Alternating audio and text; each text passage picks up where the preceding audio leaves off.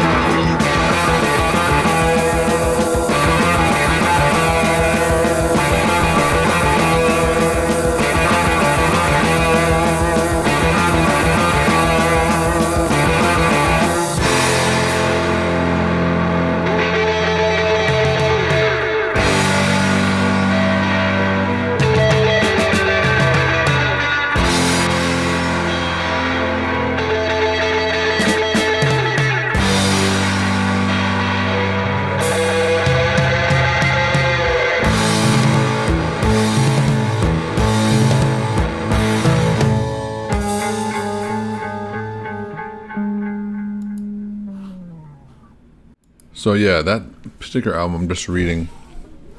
So far, I love the intro. I want to go listen to it again because I feel like it started off super sweet. I loved it, and then obviously it got really intense with the guitar. And I actually was really impressed with the guitar because there's a lot of stuff where listen to music. It's either like sometimes one piece can take you out of it. Either the vocal, if you don't like the vocals, but you like everything else, it can cause you to have mixed feelings on it. Or the tone of the guitar, a lot of the tones of guitars of some of the groups of this period was sort of not fine-tuned enough. Some of the groups really did fine-tune it, but some others just left it as sort of, grab a couple Marshall stacks and just crank it up, which always wasn't the most pleasing tone for every song. But with this one, I really appreciated the guitar tone. It wasn't over the top. It didn't stand out. It did fit in the song, and it really blended with the other pieces. And the keyboard, it looks like they sound like they're playing a Hammond organ, which is another thing during this period where so many groups. That's one reason I do appreciate the electronic sort of evolution starting, in the late 60s and early 70s, because it broadened the textures and things that you could get.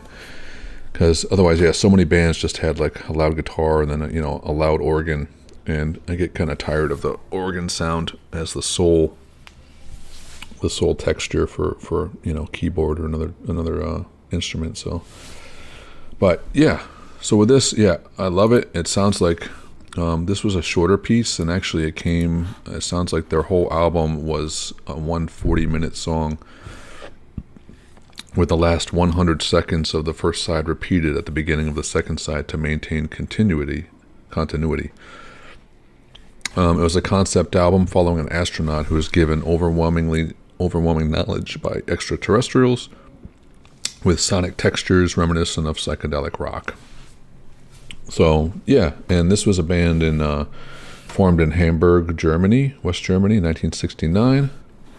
And as far as the album itself, so there was parts of it where I got little hints of like Jethro Tull and some of their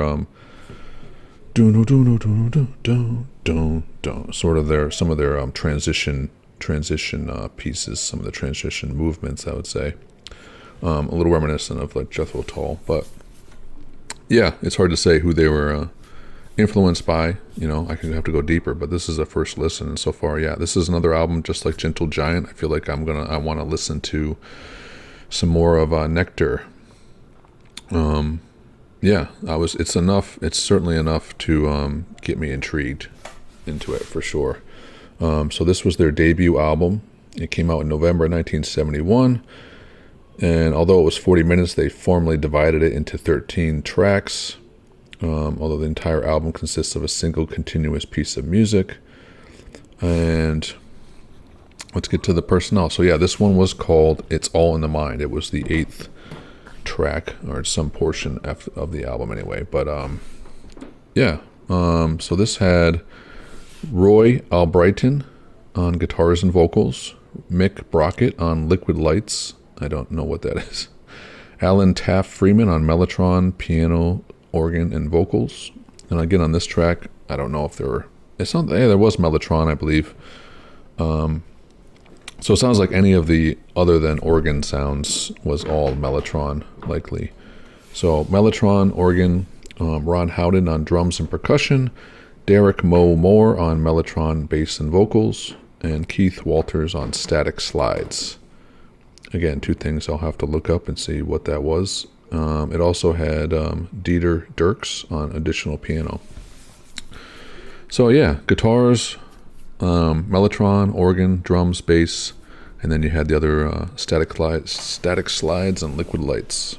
I don't know why it's alliterative, but so AllMusic's retrospective review stated that throughout Journey's 13 cuts, they introduced their own sort of instrumental surrealism that radiated from both the vocals and from the intermingling of the haphazard drum and string work. They gave unqualified praise to both the compositions and the performances of each of the individual members. So out of Germany, 1971, that is Nektar. I feel like now I got to hear a couple new tunes in the prog rock genre, which is exciting because I'm going to definitely look into them a little bit more.